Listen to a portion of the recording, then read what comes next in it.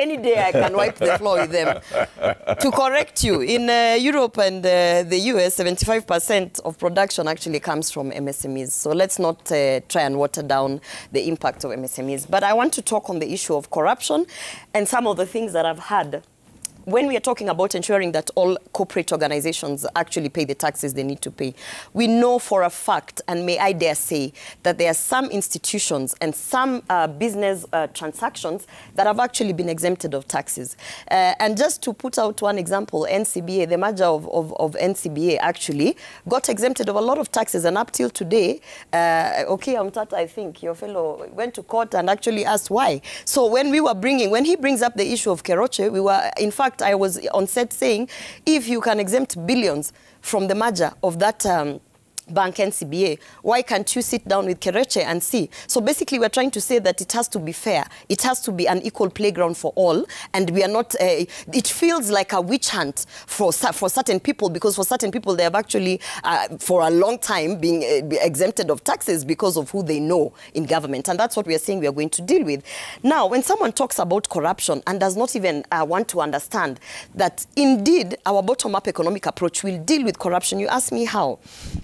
Recently, we've seen how our port was actually sold. Our port was sold. We call it state capture.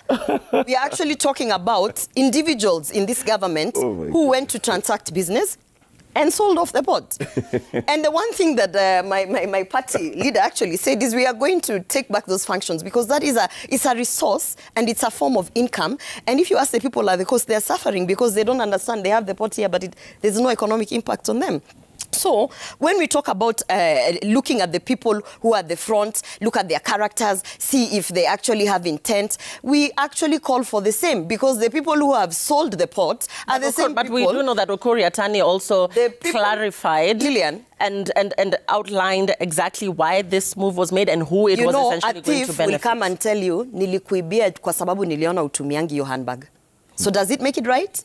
It's not right. So Ukuri Atani can come out and say all he wants to do it, but the thing is, they auctioned our port. And those people who auctioned our port are the same people who Mark Bichache is sitting here trying to actually say, these are the white people who are Wakokama Pamba, they have no corruption cases. They have sold, that before you know it, if you give them 5 years, Lillian, we might end up being back in colonial era because we don't own anything. So the issue of corruption is an issue we have really beat and said, corruption doesn't happen down there at the grassroots. Corruption happens in the boardrooms, in the jets, in the high-level places, and who are in those places. We know exactly who are in those places. So our economic approach and how we intend to actually, by the way, I keep on telling people, ours is not a manifesto, it's a plan.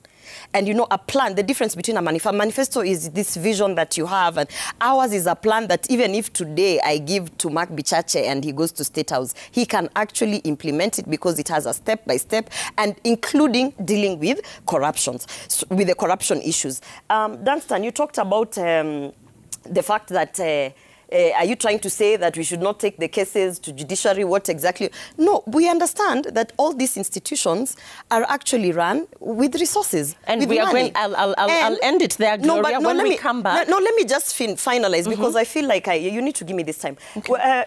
Strengthening institutions, which is what William Ruto is saying he's going to do, means also that you give them their fund and it is independent. Because like he said yesterday, there is no way judiciary will be able to actually push through convictions if their budget is actually being controlled by the executive. So at the end of the day, what we are talking about is strengthening the institutions, judiciary, police force, and all the other, actors within that space, so that when someone is brought in, it will not be that I can make a phone call to the president and then the president can say, Kateni here, Nini, then judiciary comes and says, we don't have money for this and that. So you have to strengthen the institutions, which is our plan to do so. And that actually begins with ensuring that their finances and their funding is independent, both in the police service, in the judiciary, and all the actors within that space.